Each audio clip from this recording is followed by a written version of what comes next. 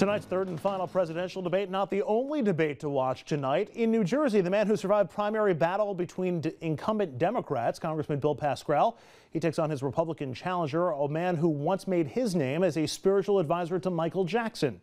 And in the middle of all that star power, our own Richard French will be in the middle playing referee. Rich, good evening, and give us a preview of what we can look forward to tonight. Well, hey, Andrew, I'm here in Passaic, New Jersey, and it's going to be the scene of tonight's congressional debate for the 9th District in New Jersey. It features the incumbent Bill Pascrell. Remember, earlier in the season, I moderated the primary debate between he and Congressman Rothman. With redistricting, you had two incumbents that were fighting for one seat. Obviously, Bill Pascrell emerged. Well, he'll be facing off tonight against his Republican challenger, Rabbi Boteach, and it should be a very interesting debate. We're going to cover a lot of issues. And I think given this evening that they're going to be talking about foreign affairs, those subjects will come up here as well as issues facing both the nation and specifically this district. We'll be getting into all that coming up at 7 o'clock on Fios 1 News, New Jersey. And, of course, I'll be seeing you later on this evening for the final presidential debate beginning at 9. Andrew? All right, Rich, thank you very much. Rich just said it. Now we're going to show it to you. This reminder that our coverage of tonight's debate begins right after RFL comes to an end. That is 7 p.m. only on Fios 1 News, New Jersey. All right, as long as we're focusing on a congressional race in our region, we want to go around the rest of our region and get some insight and analysis that you might not have heard anywhere else. So I'm curious, guys, I want to know about races or trends that you're seeing around the region that maybe people haven't been aware of here in our own backyard. And Dominic, I know you're focused a lot on some of the statewide offices, the races for Albany across New York. Well, here's one trend. Yeah. You asked for some trends that I asked for some trends that we haven't been following. That we haven't been following and so on. Here's one that I think voters should be aware of: the power of Governor Anderw Cuomo. Really? This guy is red hot. His poll numbers are still sky high.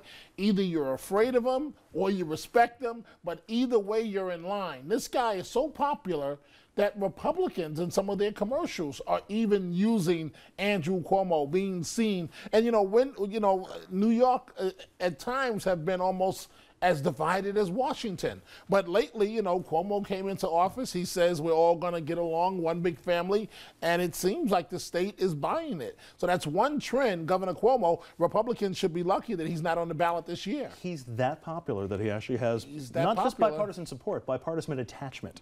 And when you consider that when he ran for governor against McCall, I mean, he had to start from scratch. He had lost everything, all credibility. Now, Dominic, very insightful. I hate to disagree with Dominic. Okay. You know I never do. Okay. But I'm a sports person, as you know. But is it true that one way in which he's not popular is that he might be responsible for the curse of the Yankees? I'm just saying that the Cuomos have been talked about now, both him and his father. Now it's not political, but there's people asking if he's responsible. I don't want to get into the Yankees or some of their problems. Why not, Andrew? Because I don't want people at home to think I'm enjoying myself too much. It could be political. He just said he's red hot, and I'm saying there's one way in which he's fallen. Okay, so I'm sorry. Shifting gears delicately back to what were we talking? Oh, that's right. You were going to drop some knowledge on us from a race in our region. I was, just a little piece of knowledge, not too much, but the race in Connecticut, my home state, Linda McMahon still behind a little bit in the polls, but we saw she brought some big guns in today. Governor Christie was there comparing her challenger to, I think, a butler of Nancy Pelosi's. I think that's how he referred to him. Ooh. Nevertheless, and if there's anybody who knows butlers, no. I believe that was the phrase. I hope I didn't get it wrong. She needs all the help she can get. She's still behind in the polls despite all the money she has raised, and not necessarily raised because she has it all, and spent on this race. Is it that her views don't click with Connecticut, or is it that Have you ever been to Connecticut? Just don't like That's her? my home state. Her views do not click with the people in Connecticut. They really don't. If she should lose, because I know a couple of she's got to be second done, right? big race. I know a couple of folks that it takes 3 times to get elected. Yeah. Should she lose, does she have another run in her? I think she does, because she has the most important thing. She has the money, and while her views don't click, she has built up a following in that state, which is hard to do in a state like that. Somewhere the hair on the back of Daniel Malloy's neck just stood up on edge. Maybe he's hoping she loses very badly or even wins. I don't know. Quick programming note: don't forget forget to tune in tonight at 9 p.m. Our extensive coverage of the presidential debate.